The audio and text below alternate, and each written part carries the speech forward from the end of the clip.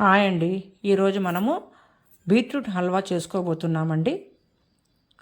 దానికి కావాల్సిన పదార్థాలు 1 కేజీ బీట్రూట్, 6 పచ్చికోవా స్లైసెస్, పాలు, ఒక చిన్న గ్లాస్ నీళ్ళు, ఒక 1/4 కేజీ చక్కెర,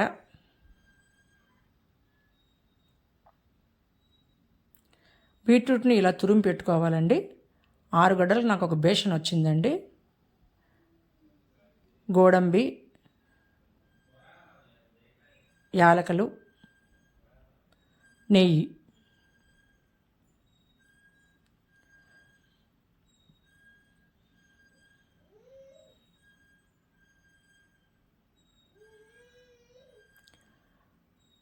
తయారు చేసే విధానం అండి.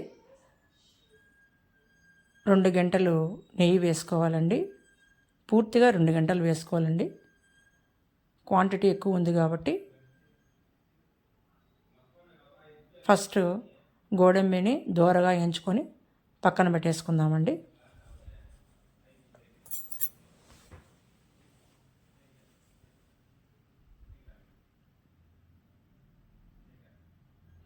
తర్వాత తురుము పెట్టుకున్న బీట్రూట్ని నెయ్యిలో వేసుకుందామండి. ఇలా అంతా వేసేసుకొని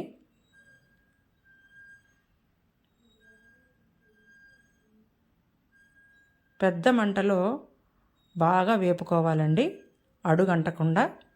ఫస్ట్ పెద్ద మంటలో బాగా వేపుకోవాలండి. దాంట్లో ఉండే చెమ్మంతా వెళ్ళిపోవాలండి. ఇట్లా తిప్పుతూనే ఉండాలండి. పెద్ద మంట పెట్టేసి వదిలేయకూడదండి, అడుగంటుతుంది. అది అందరికీ తెలిసిన విషయమే. పెద్ద మంట ఉన్నప్పుడు చేయి తిరుగుతూనే ఉండాలండి.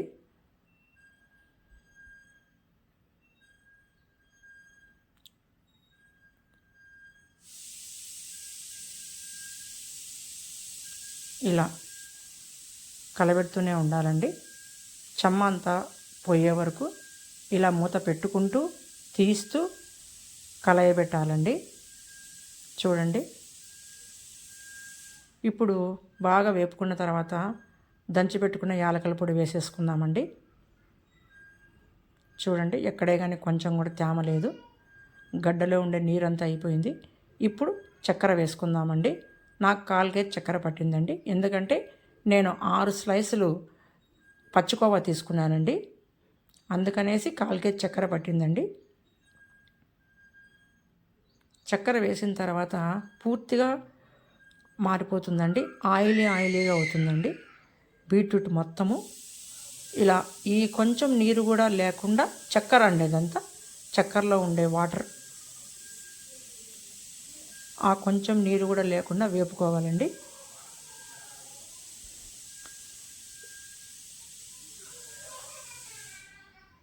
ఇప్పుడు ఒక చిన్న గ్లాసు వాటర్ వేసుకుందామండి. ఈ గడ్డంతా ఉడికేదానికి ఈ వాటరు, నీళ్ళు, పాలు, ఒట్టి నీళ్లు వేసి చేస్తే బాగుండదండి. అందుకని దానికి తోడుగా ఒక చిన్న గ్లాసు పాలండి. ఈ 2 వేసి ఉడకబెట్టుకుంటే మంచి స్మెల్ ఉంటుందండి. ఒట్టి వాటర్తో ఉడకబెట్టుకుంటే కనుక టేస్ట్ అంతగా ఉండదండి.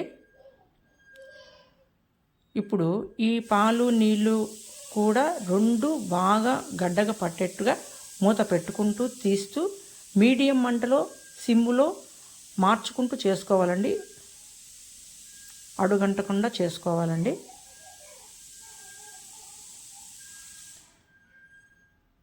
చూడండి, నీళ్ళు, పాలు వేసిన తర్వాత ఇంకొక రకంగా వచ్చిందండి. ఈ కొంచెం చెమ్మ కూడా లేకుండా వేపుకోవాలండి. చాలామంది కుక్కర్లో కూడా చేస్తూ ఉంటారండి. అది ఏమి అంత పెద్దగా ఉండదు. ఇలా మీరు గిన్నెలో చేసుకోండి, చాలా బాగుంటుంది. కొంచెం కూడా చెమ్మ లేకుండా వేయించుకుంటూ చేసుకుంటే ఈ నీళ్ళు కూడా ఉండకూడదండి. ఈ కొంచెం నీళ్ళు కూడా లేకుండా చేస్తే వారం రోజులు బయట ఉన్నా కానీ హల్వా చెడిపోదండి. అదే మీరు ఉంటే ఉన్నాయిలే ఆ కొంచెం నీళ్ళతో ఏమవుతుందనేసి చేస్తే ఒకరోజు 2 రోజుల కంటే కూడా ఉండదండి, చెడిపోతుంది, స్మెల్ వచ్చేస్తుంది. అందుకేనండి మీడియం సిమ్ మంట పెట్టుకుంటూ మార్చుకుంటూ చేసుకోవాలండి.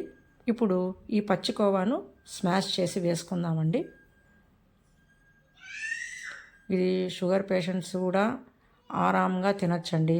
చక్కెర ఉంటుంది అని భయపడాల్సిన పనే లేదు. బీట్రూట్ ఆల్రెడీ సవ్వగా ఉంటుందండి. అందుకే నేను 1/4 కేజీ చక్కెర కంటే ఎక్కువ తీసుకోలేదండి, పచ్చికోవా వేస్తున్నాను కాబట్టి. పచ్చికోవాలో కూడా స్వీట్ కంటెంట్ చాలా తక్కువగా ఉంటుందండి. అందుకే షుగర్ పేషెంట్స్ కూడా చేసుకోవచ్చండి. ఇది రక్త వృద్ధి అండి. బాగా రక్తం తక్కువ ఉండేవాళ్ళు తీసుకుంటే చాలా మంచిదండి. ఇలా పచ్చికోవా వేసిన తర్వాత ఇలా చూడండి ఎంత బాగా పచ్చికోవా అణువణువున కనిపిస్తూ ఉంది. కాంబినేషన్ చూడండి, వైట్ అండ్ బ్లాక్ లాగా ఎంత నీట్గా ఉందో. ఆ పచ్చికోవా 6 స్లైసులు ఖచ్చితంగా సరిపోతుందండి, ఎక్కువ అవసరమే లేదు. 1/4 కేజీ చక్కెర ఖచ్చితంగా సరిపోతుందండి. ఒక చిన్న గ్లాసు నీళ్ళు, ఒక చిన్న గ్లాసు పాలు, మీడియం టు సిమ్ మార్చుకుంటూ చేసుకున్నారంటే చాలా బాగుంటుందండి. ఇప్పుడు వేచి పెట్టుకున్న గోడంబిని వేసేసుకుందామండి. లాస్ట్ అయిపోయిందండి, బీట్రూట్ హల్వా రెడీ అయిపోయింది. చాలా బాగుంటుందండి. మీరు కూడా ట్రై చేయండి ఒకసారి. ఈ హల్వాలు ఎప్పుడైనా సరే కొంచెం పచ్చికోవాలు వేసి చేస్తే గన చాలా బాగుంటుందండి. నేను ఎప్పుడు చేసినా ఇంట్లో పచ్చికోవా లేనిది చేయనండి.